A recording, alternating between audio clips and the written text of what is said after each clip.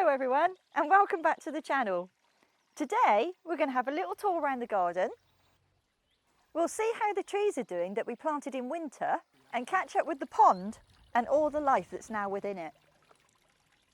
And also a surprise find and a rare tree.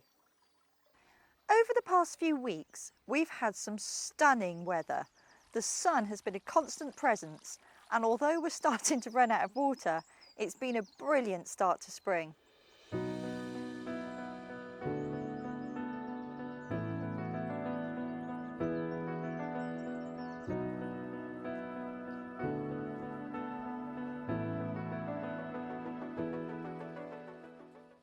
We're going to start the tour right here at the entrance to our garden. Firstly, it's a joy to see the leaves on this hawthorn, and they'll soon be followed by its pretty white flowers that the bees absolutely love.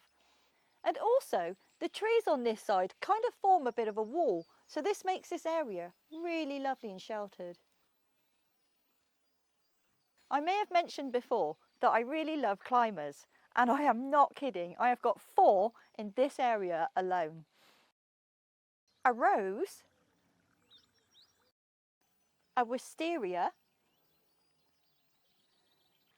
a Virginia creeper whose leaves are only just starting to emerge, and this pyracantha, which will form a spiny evergreen mat up this side of the arch with flowers later in spring and gorgeous red berries in the autumn. And just inside the entrance, Brendan has been busy building again. And this time it's a sweet little shed for his latest toy, which is a shiny new lawnmower. This is also where I found my first unexpected surprise of the year. I don't know where these have come from, but we have bluebells. I didn't plant them and I have no idea how they are exclusively in this pot.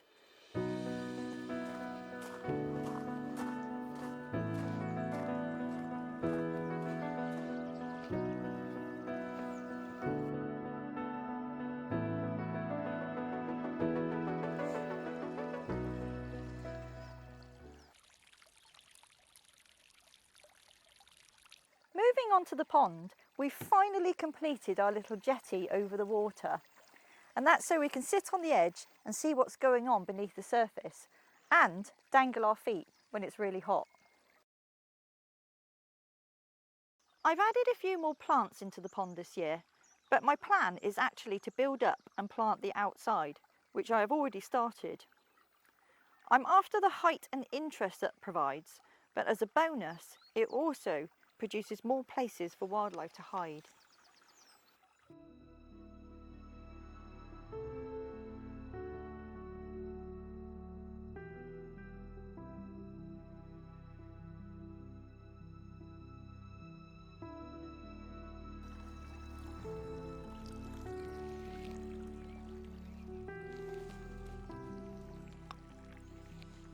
As the pond is young and the plants within it are relatively new, we've had some real issues with green water caused by algae over the past couple of years.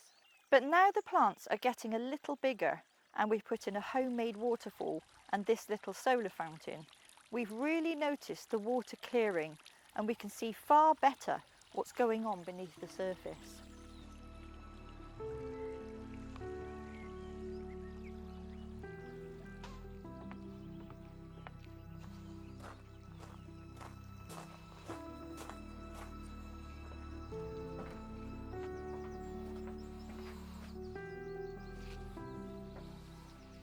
Moving across to the deck, the standout plants right now are the primroses that are everywhere at this time of year. They are so pretty and you'll see drifts of them in the hedgerows as you're driving around the lanes. And we also have yet another climber. This one is a climbing hydrangea, and as it doesn't want too much sun, and as this is a northeast facing deck, it's very happy in this spot and looks really well. And you may also notice that this deck is covered in plants that I am itching to get in the ground. But I've noticed some real difficulties getting certain species in Ireland. For instance, this hops vine that I had to get from France. And this was something that I found very unexpected. In the UK, I could get pretty much anything I wanted, but here I have to be a little more inventive and perhaps look a bit further afield. However, I do have a local nursery that I absolutely love, and the majority of my plants have come from there. Now, I love hostas, and so do slugs. So this is my hosta defence mechanism. Slugs are everywhere here, and should I put these hostas in the ground, the leaves wouldn't last long at all. However, I refuse to give in to slugs, but also I won't hurt or kill them. So this is my answer, and it works. It's basically a moat, also surrounded by copper tape, that Mr. B made for me, and it did the trick last year, so why not check back on our summer tool and we'll see if it's been effective. This is how hot it's been this spring. Even these strawberries think it's summer. If you watched our recent video, you'll notice just how much some of these herbs have grown. However, it's not all good news. The lavender and the rosemary have not recovered well and will need replacing. It was a particularly harsh winter, and although I get really sad at every loss, this is a time of year for being hopeful and of renewal, and I need to focus on the plants that are looking great at the moment.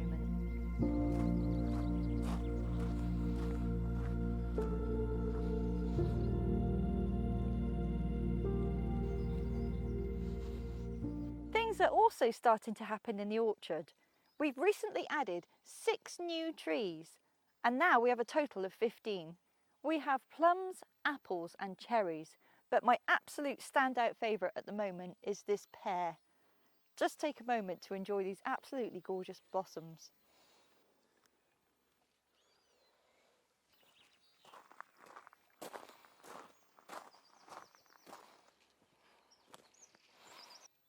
Back into the main garden, we've mulched our beds and I've been putting a few plants in here and there. But there's always space for more, and over the course of the rest of spring and summer, I'll definitely be filling a few more of these gaps.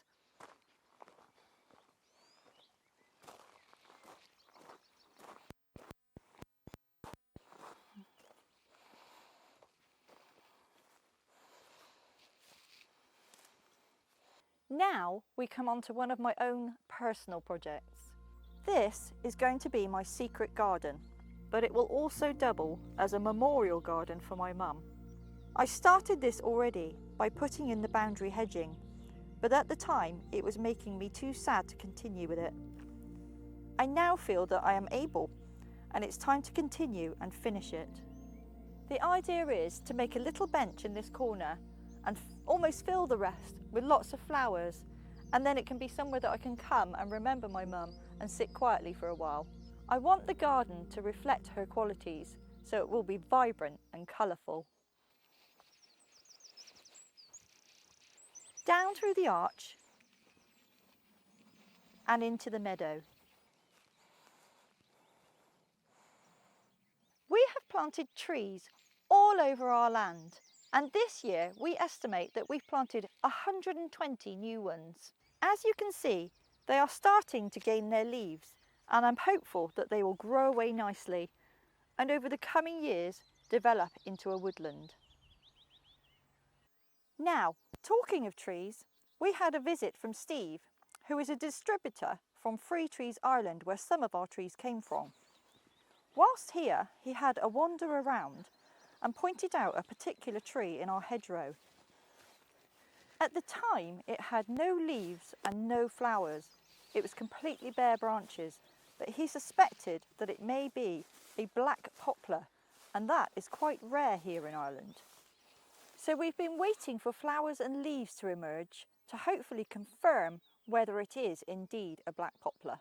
It's been producing flowers for a few weeks, but only now is it producing leaves. And given the heart-shaped nature of these, along with the flowers that we saw before, we do believe that it is a rare black poplar. So we are going to attempt to propagate from it, either by layering or by cuttings next winter. So we feel quite blessed and privileged by its presence, and we certainly intend to treasure it.